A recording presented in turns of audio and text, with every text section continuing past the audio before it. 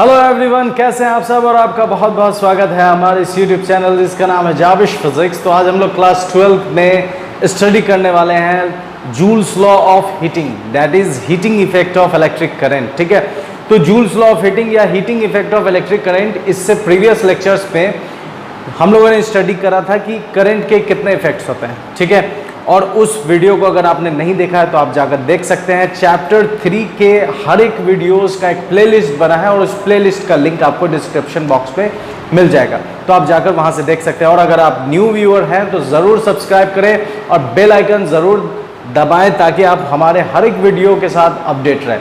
ठीक है, तो उसमें हम लोगों ने ये बताया था कि करंट के जो इफेक्ट होते हैं वो एक्चुअली में 3 होते हैं: chemical effect, heating effect, magnetic effect. तो यहाँ हम लोग चैप्टर 3 में थोड़ा सा हीटिंग इफेक्ट पढ़ने वाले हैं, और जो मैग्नेटिक इफेक्ट है उसी पर हमारा जो चैप्टर 4 है क्लास 12 का वो पूरा बेस्ड है।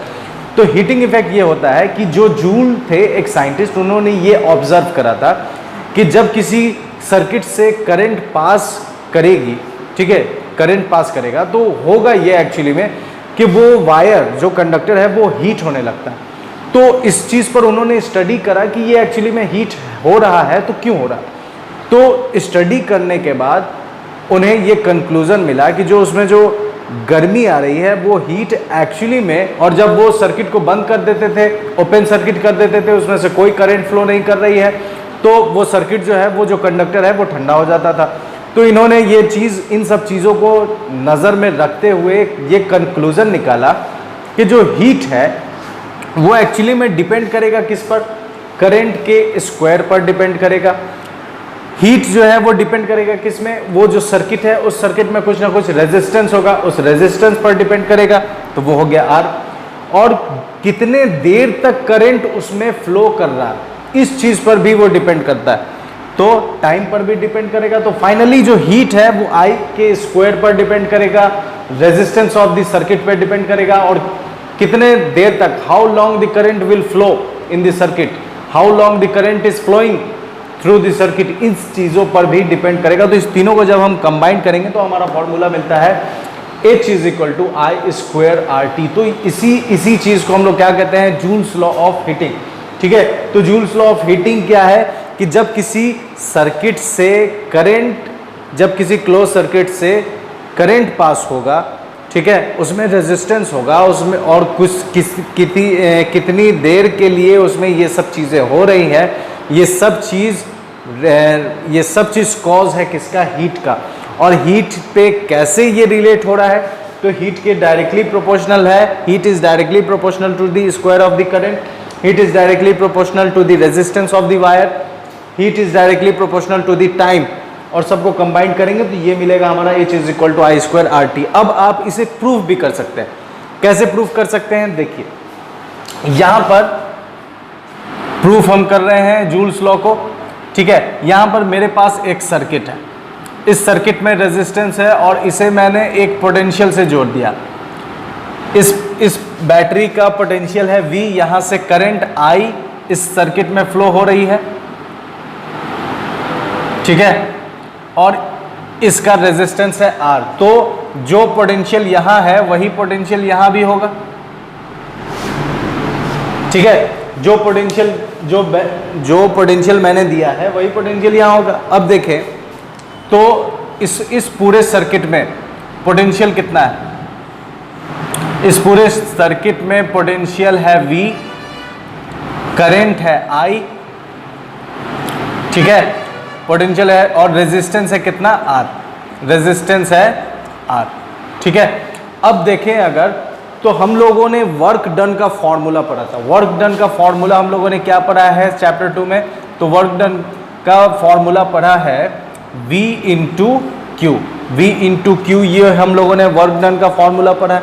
अब इसके बाद देखें तो वर्क डन का फॉर्मूला जब हम लोगों ने V × Q पढ़ा है तो V = IR डाल सकते हैं हम लोग, V = IR ओम्स लॉ से।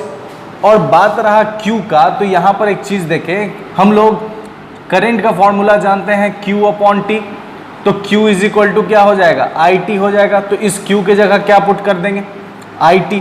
तो work done = I × I² RT।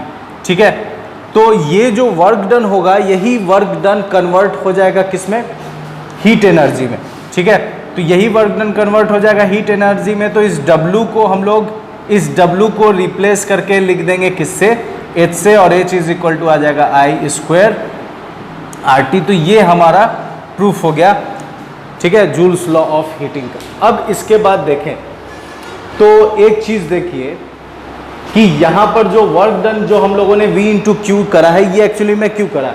यहाँ पर मैंने पोटेंशियल दिया और इस वायर में फ्री चार्जेस होंगे, तो जब आप पोटेंशियल देंगे तो इसमें जितने भी चार्जेस है सब चार्जेस को पोटेंशियल मिलेगा। तो सब चार्जेस को पोटेंशियल मिलेगा और सारे चार्ज एक पाथ को कवर कर रहे हैं, ड्रिफ्ट कर रहे हैं, उसमें करंट है। इसका मतलब कि यहाँ पर वर्क हो रहा है। वर्क हो रहा है, ये कैसे पता चल रहा है? हम रेजिस्टेंस के पास ये जो मेरा बल्ब लगा हुआ है, कुछ भी यहाँ लगा हुआ है, वो वर्क कर रहा है। इसका मतलब कि वर्क हो रहा है। अगर हम बल्ब लगाए हुए हैं तो वो ग्लो कर रहा है, तो उसका ग्लो करना इस बात का सबूत है कि वहाँ पर इस पूरे सर्किट में वर्क हो रहा है। और वर्क का फॉर्मूला इलेक्ट्रिक करंट के फॉर्म में V इंटू क्यू। तो V के जगह हम लोग ओम्स लॉ से IR डाल दिए और Q के जगह IT डाल दिए, तो ये हमारा प्रूफ हो गया। अब इसके बाद देखें अगर, तो हम लोग समझेंगे एक चीज जिसे कहते हैं इलेक्ट्रिक पावर।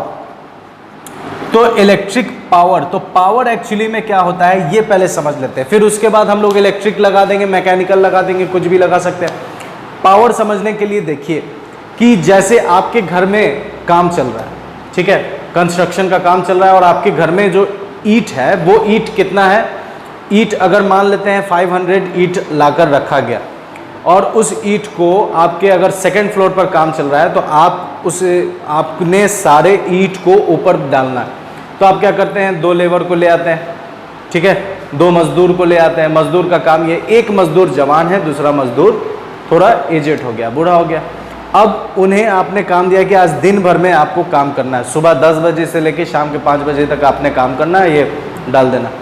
तो जो जवान था वो सुबह 10 बजे से लेके शाम के 5 बजे तक कितना देर हो जाएगा? 7 घंटा।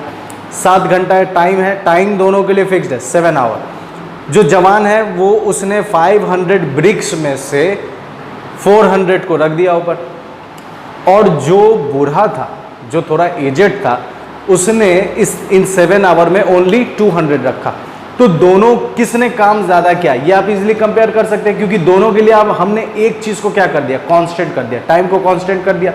अब जब दोनों के लिए टाइम कांस्टेंट हो गया तो दोनों का वर्क देखिए, इसने 400 रखा, इसने 200 रखा, तो 400/7, 200/7, तो आप इजीली बता सकते हैं कि किसका ज़्यादा? 400/7। तो इस तरीके से पावर पता चलता है कि टाइम के रिस्पेक्ट में कौन सी चीज़ कितना वर्क करेगा। जब किसी के वर्क को आप टाइम से कंपेयर करने लगे तो वहां पर हम कहेंगे कि उसका पावर हम बता रहे हैं, ठीक है। तो ये पावर समझ में आ गया। इस पावर में अगर हम इलेक्ट्रिक वर्ड यूज कर देंगे तो ये इलेक्ट्रिक पावर हो जाएगा, मैकेनिकल यूज कर देंगे तो मैकेनिकल पावर हो जाएगा। तो उसी तरह हम लोग अभी समझने वाले इलेक्ट्रिक पावर, तो फॉर्मूला वही है, वर्क डन बाय टाइम। तो पावर का फॉर्मूला क्या आया कि कौन सा कितना वर्क कर रहा है कितने टाइम में, ये पावर का फॉर्मूला है, ठीक है। यहाँ पर इलेक्ट्रिक पावर है तो यहाँ हम ईपी लिख देते हैं, electric power is equal to work done by time. तो एक ये फॉर्मूला आ गया। अब हम इससे भी बहुत सारे फॉर्मूलाज निकाल सकते हैं, ठीक है। कैसे निकालेंगे? देखिए, वर्क का फॉर्मूला फिर से वी क्यू है, तो वर्क की जगह हम डाल देंगे वी क्यू, ठीक है। अभी हम समझ रहे हैं इलेक्ट्रिक पावर, तो इलेक्ट्रिक पावर W के जगह आप क्या डाल सकते हैं? V into Q, V into Q डाल दीजिए।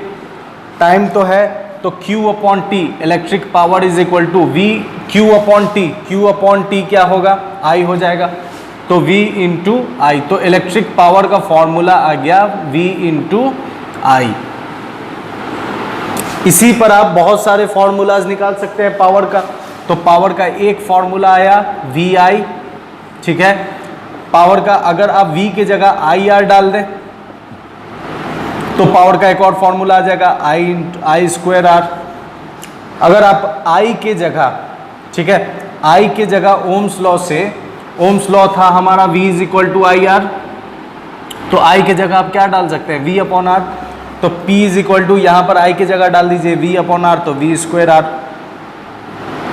तो इस तरह से हमारे पास फॉर्मूलाज मिलते चले जाएंगे। एक फॉर्मूला, दूसरा फॉर्मूला, तीसरा फॉर्मूला, चौथा फॉर्मूला। तो ये हमारे पावर का फॉर्मूला है, ठीक है। अब देखें एक चीज, तो पावर को अगर आप वर्क में, ठीक है, पावर का ऐसा यूनिट क्या हो जाएगा, तो वर्क डन का होता है जूल, टाइम का होता है सेकंड, जूल पर सेकंड, और इसे हम लोग कहते हैं वाट, ठीक है, वाट। तो 1 watt is equal to 1 joule by 1 second, ठीक है, 1 joule by 1 second is called 1 watt, ठीक है। और वाट के लिए देखिए, तो जब आप लार्ज स्केल पर काम करेंगे तो ये वाट बहुत स्मॉल हो जाएगा, तो उस कंडीशन में हम लोग किलो वाट यूज़ करते हैं 10 to the power 3 watt, megawatt use करते हैं 10 टू द पावर 6 वाट। तो इस तरीके से हम लोग अपने वैल्यूज़ को बढ़ाते चले जाते हैं, ताकि यहाँ पर जो पावर का रेंज है वो बढ़ जाता है। इस वजह से हम लोग किलोवाट और मेगावाट हम लोग यूज़ करना शुरू कर देते हैं, ठीक है। ये एक चीज़, तो यहाँ पर हम लोग एक चीज़ समझेंगे, इलेक्ट्रिक पावर हो गया है। इलेक्ट्रिक पावर के बाद हम लोग समझेंगे, देखिए इलेक्ट्रिक पावर जो है वो होता है वर्क डन बाय टाइम, तो और जो वर्क होता है वही एक्चुअली में एनर्जी होता है, वर्क जो होगा वही एनर्जी होगा। तो यहाँ पर हम वर्क को कन्वर्ट कर देंगे किस में, या लिख सकते हैं इलेक्ट्रिकल एनर्जी। तो ये जो मेरा फॉर्मूला है पावर इज इक्वल टू, तो इस वर्क को हम क्या लिख देंगे, एनर्जी अपॉन टाइम। तो एनर्जी इज इक्वल टू क्या आ जाएगा, पावर इनटू टाइम, ठीक है। इसे हम लोग कहते हैं इलेक्ट्रिकल एनर्जी, इलेक्ट्रिकल एनर्जी। तो इलेक्ट्रिकल एनर्जी क्या है, बात समझ में आ रहा है। पावर को जब आप टाइम से इंटू करेंगे तो आपको क्या मिलेगा, इलेक्ट्रिकल एनर्जी। इसका एसआई यूनिट क्या होगा, तो इसका एसआई यूनिट जूल ही होगा, ठीक है। और एक चीज़ समझें कि पावर इंटू टाइम, अब एक चीज़ समझें कि पावर इंटू टाइम ये आपका इलेक्ट्रिकल एनर्जी है। अब यहाँ पर हम लोग समझेंगे कि यूनिट, ठीक है, इलेक्ट्रिकल एनर्जी का जो कॉमर्शियल यूनिट होता है वो एक्चुअली में क्या होता है। तो कॉमर्शियल यूनिट कहने का मतलब ये है कि अगर पावर आपका हो जाए इलेक्ट्रिकल एनर्जी में, ठीक है, इलेक्ट्रिकल एनर्जी में देखें तो पावर आपका हो जाए 1 किलोवाट, 1 किलोवाट, ठीक है, और टाइम जो हो जाए वो हो जाए 1 आवर। तो ये आपका कहलाता है 1 यूनिट, एक unit is equal to 1 kilowatt hour. ये 1 किलोवाट आवर आपका एसआई यूनिट है, सॉरी एसआई यूनिट है, कॉमर्शियल यूनिट होता है इलेक्ट्रिकल एनर्जी का, ठीक है। कॉमर्शियल यूनिट कहने का मतलब क्या, कॉमर्शियल यूनिट कहने का मतलब ये है कि जब आप अपने घर में कोई एप्लियंसेस है, कोई भी एप्लियंसेस है, और जैसे कोई एप्लियंसेस है, मोटर हो गया या एसी हो गया, मान लेते हैं 1 टन का एसी, ठीक है, 1 टन का जब एसी है तो उस एसी को अगर आप 1 घंटे तक चलाएंगे तो कहा जाएगा कि आपने 1 यूनिट एनर्जी खर्च कर, ठीक है, 1 यूनिट एनर्जी खर्च करा। कैसे डिसाइड करेंगे, आपके घर में एसी है, सिंपल एग्जांपल, आपके घर में एसी है 1 टन का, 1 टन का एसी है, कितने देर चल रहा है, 1 घंटे चला, 1 किलोवाट आवर, 1 किलोवाट पावर है उसका, कितने देर चला, 1 घंटा। तो उस उतने देर में जो एनर्जी खपत करेगा, कंज्यूम करेगा, वो कहलाएगा 1 यूनिट, ठीक है। और उस बेसिस पर आप अपना इलेक्ट्रिसिटी बिल निकाल सकते हैं। कैसे, जैसे मान लेते हैं अगर रेट अगर 7 रुपीज़ है तो 1 यूनिट 7 रुपीज़ उसका बिल आ रहा है, बिजली बिल आ रहा है, 1 यूनिट का 7 रुपया। तो अगर आप रात के 10 बजे से सुबह के 10 बजे तक अगर आप एसी यूज़ कर रहे हैं गर्मी के दिनों में, तो कितने घंटा आप यूज़ कर रहे हैं, 12 आवर यूज़ कर रहे हैं। तो उस 12 आवर को आप कितना से इंटू कर दीजिए, यहाँ 12 तो हो जाएगा 12 यूनिट, मतलब सिर्फ आपका एसी 12 यूनिट ले रहा है, 7 रुपये यूनिट आपके यहाँ बिजली बिल है, तो 12 सत्ते 84, 84 सिर्फ आपका एक दिन का, सिर्फ उस 12 आवर में 84 रुपीज़ आपका बिजली बिल आ रहा है सिर्फ एसी से।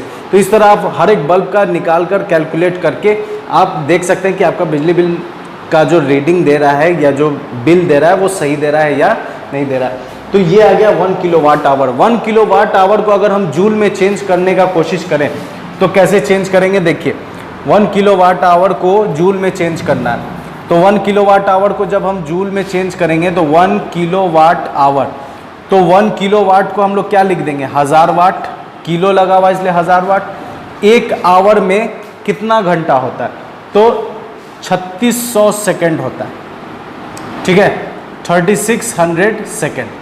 तो अब देखें अगर कि 1000 है और यहाँ 36 है, तो 36 इंटू 10⁻², और 3 कितना हो गया 5 इंटू वाट इंटू सेकेंड। अब देखें तो इसको अगर स्टैंडर्ड फॉर्म में लिखने का कोशिश करें तो 3.6 इंटू 10⁻6 लिख सकते हैं।